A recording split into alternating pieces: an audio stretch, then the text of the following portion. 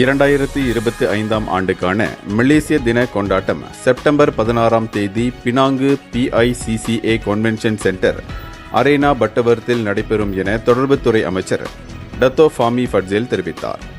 இந்நிகழ்ச்சி காலை மணி 8:30 மணியளவில் பிரதமர் டத்தோஸ்ரீ அன்வர் இப்ராஹிம் தொடக்கி வைப்பதற்கு திட்டமிடப்பட்டுள்ளது.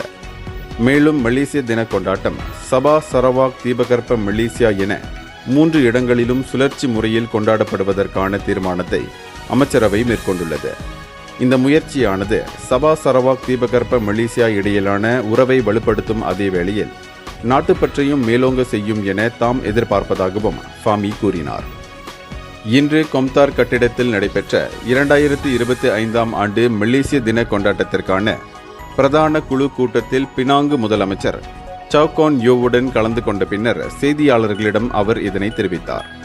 அது மட்டுமின்றி கொண்டாட்டத்திற்கான ஏற்பாடுகளை மேற்பார்வையிடுவதற்காக PICCA கன்வென்ஷன் சென்டருக்கு செல்லவிருப்பதாகவும் அவர் தெரிவித்தார்.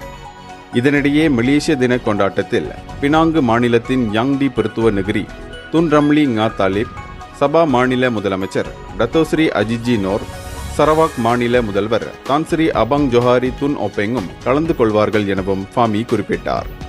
இந்தியர்களின் இதய குரல் மக்களோசை.